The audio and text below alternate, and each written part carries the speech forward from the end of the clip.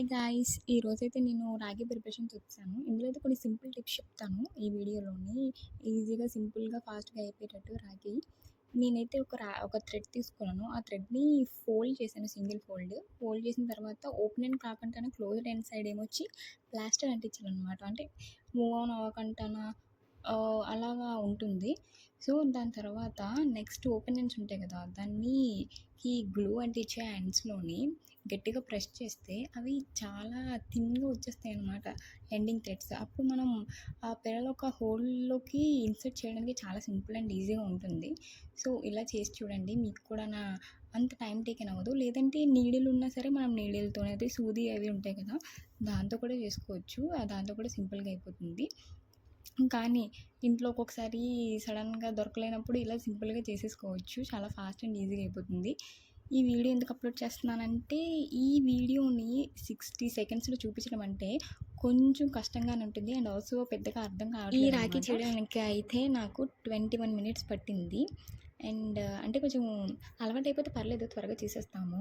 అంటే కొంచెం స్టార్టింగ్‌లోనే కదా! అందుకే నాకు 21 మినిట్స్ పట్టింది. సో, ఈ 21 మినిట్స్ వీడియోని ఇలా ఎడిట్ చేసి ఇట్లా చూపించడానికి అందుకనే వీడియో చేస్తున్నాను. షార్ట్‌లో అయితే ఏం అర్థం కాక. అండ్ అయితే మీకు ఈ వీడియో యూజ్ అయిందో లేదో నాకైతే చెప్పేయండి కామెంట్స్‌లోని.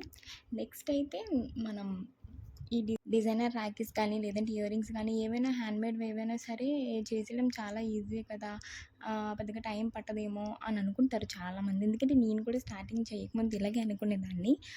కానీ చేసిన తర్వాత అయితే అర్థమైంది. ఇదైతే కొంచెం hard working and plus also time టేకెనే బాగాన.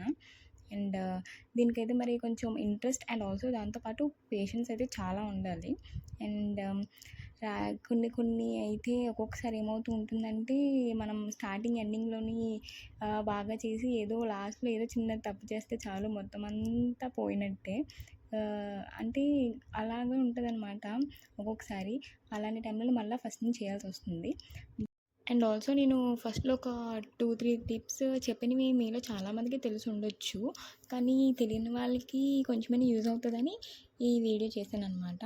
సో, అంతా అయిపోయిన తర్వాత అయితే మళ్ళా సేమ్ ఎలాగంటే స్టార్టింగ్‌లో గ్లూ అంటించుకున్నామో ఎండింగ్‌లో కూడా అలాగే గ్లూ అంటించుకొని సేమ్ ఫస్ట్‌లో ఎలా అయితే డిజైన్ చేసామో ఎండింగ్‌లో కూడా సేమ్ 2 పెరల్స్‌తోని క్లోజ్ చేసి ఎండింగ్‌లో మాత్రం థ్రెడ్డింగ్ అనేది థ్రెడ్ చుట్టుకోవాలన్నమాట. లేదంటే బయటకు వచ్చేస్తాయి పెరల్స్.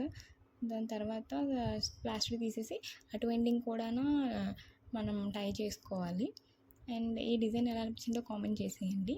అండ్ నాకైతే బాగా అనిపించింది.